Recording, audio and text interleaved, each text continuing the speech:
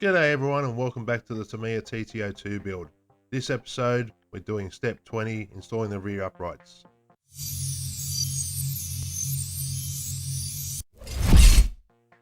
Okay, so this is a fairly quick step. I've already done one side just to make it that little bit faster. Of course it is the same left to right. So all we're doing this step is installing the rear uprights. Also be, like the front, be putting the gearbox joint into the diff. I keep wanting to call it diff joint because it goes into the diffs, so they call it a gearbox joint. The only hardware we'll need is these two 3x22 screw pins. Got a little bit of thread there at the end, and the rest is a blank shaft, which makes life pretty easy. A lot less parts than on the front end. Now here, once again, doing the bit of grease on the drive shaft.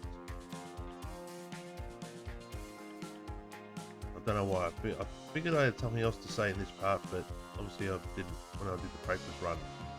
Now I can't think of what I was talking about. But anyway, like the front, you can easily just put it into the axle shaft and it'll hold there nice and easily. So one thing that is a bit different with this one is they want you to put a bit of grease in the holes where the screw pin. So they show you putting it on the pin, but I don't like doing that because then the grease gets onto the plastic and could, you know, make the threads back out.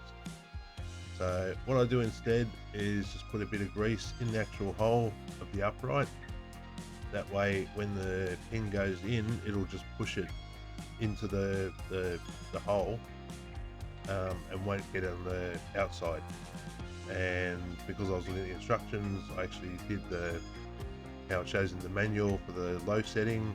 As I said, I'm doing the high setting, which is the other way around. Page 18 once again has the instructions for doing the high setting. It's literally flipping the uprights the other way around. That's all there is to it. So now I've got the grease on the right side, so it'll push through when the pin goes in. Just locate that dog bone into the gearbox joint, and you find where it is. It's a bit dark in there, so I was do it a bit by feel. Pop it in there, and then just hit the upright basically where it's going to go. I just like to start with this top one because it's easy. You just get that pin in there, and then that'll hold it. Don't have to worry about screwing it straight in. It'll hold it in place.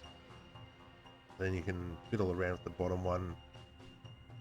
As I was having a lot of fun here, trying to locate the hole for the upright.